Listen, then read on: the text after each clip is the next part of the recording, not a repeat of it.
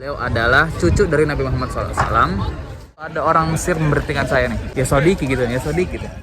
Assalamualaikum teman-teman, selamat datang di YouTube Izzat Tanjung. Maghrib ini saya agak mendadak sih ini. Rasanya pengen ziarah ke Sayyidina Husain, ke makam Sayyidina Husain. Sekarang kita ada di Masjid Sayyidina Husain.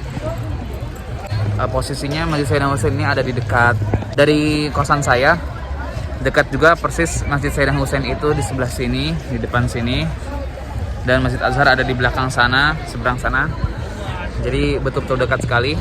Itu jadi di mahasiswa Al-Azhar ini banyak sekali teman-teman yang sering biasakan ziarah-ziarah ke para syekh-syekh ulama untuk mendoakan dan mengingat kematian juga. Tapi saya termasuk yang jarang. Saya juga malu kadang. Sayyidina Husain ini saya jelaskan dulu pada teman-teman. Beliau adalah keturunan Nabi Muhammad SAW. Nah, memang kuburannya itu masih ada ikhtilaf katanya. Para ulama itu ada entah di sini dan entah juga ada di Karbala. Saya kurang tahu negara di mana. Saya lupa. Entah di Iran, entah di Irak apa di mana. Dan salah satunya lagi diperkirakan ada di sini. Nah, waktu itu kan Sayyidina Husain kan saya menjelaskan nasabnya dulu ya. Sayyidina Husain dari jalurnya anaknya Rasulullah SAW, Sayyidah Fatimah Zahra. Sayyidah Fatimah Zahra menikah dengan Sayyidina Ali bin Abi Thalib. Ali bin Abi Thalib ini adalah anaknya paman Rasul. Jadi sepupu ya, sepupu. Akhir-akhir ini kangen sekali kita lagi masa pandemi corona seperti ini, tidak ada jalan bisa umroh ya kan. Alhamdulillah kemarin saya sempat umroh ziarah ke Nabi Muhammad SAW. Dan saya ingat bahwa di tanah saya belajar juga, tanah Mesir ini ditanam jasad yang mengalir dalamnya darah Rasulullah SAW, darah genetik terbaik dari manusia yang terbaik di muka bumi ini. Saya jujur saja tidak terlalu ingin membicarakan masalah hukum boleh enggaknya ziarah, tawasul dan lain-lain. Tapi saya lebih ingin memandang dari perspektif posisi beliau sebagai orang yang bisa dijadikan panutan. Beliau bukan orang-orang yang soleh, orang-orang yang mencintai agama Allah dan Allah mencintai mereka, yang memprioritaskan agama Allah dan Allah prioritaskan mereka juga. Orang yang mengutamakan Allah dan mereka pun Allah utamakan. Makanya di sini kondisinya sangat ramai sekali. Banyak orang yang berziarah, baca doa. Banyak sekali yang membacakan doa. Ya, bagaimana kita nggak iri gitu. Beliau orang yang saleh, memuliakan agama Allah. Terus banyak didoain pula kan sampai sini. Hadiahkan surat Al-Fatihah, hadiahkan doa selalu. Berharap nanti di akhirat setidaknya bisa berkumpul dengan orang-orang soleh seperti dia. Berziarah ini juga kita harus pahami bahwa salah satu kita harus bertujuan bahwa kita adalah manusia yang sama seperti orang yang sedang kita ziarahi.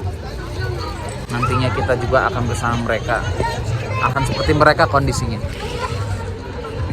Sebuah keniscayaan yang hidup itu akan mati. Kita nggak akan selamanya bisa hirup udara, nggak bisa selamanya kita bekerja. Nanti pasti ada waktunya kita akan kembali kepada Allah Subhanahu Wa Taala. Alhamdulillah kita yang sudah diberikan Allah hidayah Islam, mempercayai Islam, mempercayai agama Allah, berpedomankan Al-Quran dan Sunnah. Telah Allah arahkan kita bahwa kita pasti akan kembali, akan mati, dan nanti ada kehidupan setelah dari kematian. Kita harus sadar itu karena banyak orang yang sebenarnya sudah Allah berikan hidayah, tapi dia sengaja menolak. Tadi ada satu kejadian juga ketika saya baru masuk dari pagar depan Masjid Sayyidina Husain. Ketika saya masuk, maka saya sudah berniat habis sholat maghrib untuk jalan ke sini. Sampai di depan itu ada orang Mesir memberhentikan saya nih. Ya Sodiki gitu. Berhenti saya. Terus dipanggil sini. Alan. Terus saya dikasih nih. Ini adalah buku isinya surat Kahfi, surat Yasin, surat Ar-Rahman, surat Dukhan. Tiba-tiba saya bingung ini. Saya bilang gini aja, tuh ilai ya, au urag ya ilaik gitu. Saya tanya, ini bakal antum kasih ke saya atau saya akan membalikan ke anda? Katanya, oh ilaik kak, kata orang Mesirnya. Oh ilaik, saya kasih buat kamu. Saya bilang syukran, alhamdulillah. Nanti saya pun berpikir dan menguatkan gitu. Dan kita harus sering melatih perasaan kita. Kadang Allah itu memberikan kita beberapa kode-kode yang seharusnya kita bisa sadar gitu. Kadang kita dikasih kode gitu, tapi kitanya nggak nyadar. Jadi kan saya mungkin boleh jadi saya ada bisa salah niat, atau saya bisa nanti nyampe sini langsung pergi aja gitu, walaupun dari rumah udah niat kayak gitu.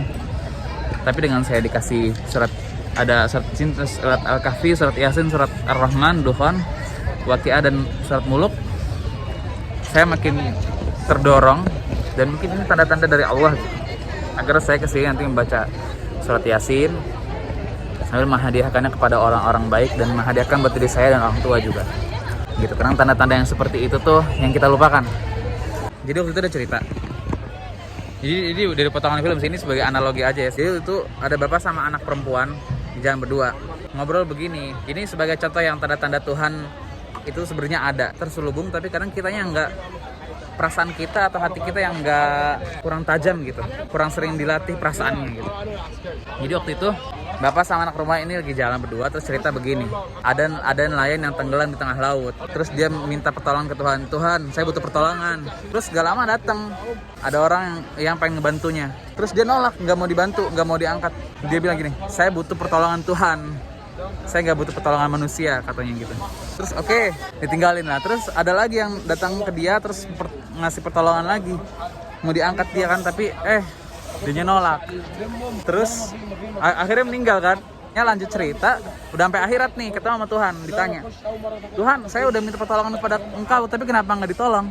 Kata Tuhan, aku telah mengirimkan pertolongan padamu, kamunya aja yang bodoh. Padahal orang-orang yang dikirimkan oleh yang tadi menolong dia itu adalah bantuan Tuhan. Itulah, kadang kita nggak sadar kan bahwa Tuhan tuh sebenarnya udah menolong kita. Cuman kitanya aja yang sering nolak, atau kita yang sering nggak sadar diri. Oke lah, mungkin demikian video pada malam hari ini saat kita berziarah ini. Semoga bisa menjadi cerita yang bisa menggugah kita untuk menjadi orang lebih baik lagi. Terima kasih teman-teman semua. Mungkin juga langsung saya akan balik pulang ke rumah. Nanti ketemu lagi. Assalamualaikum warahmatullahi wabarakatuh.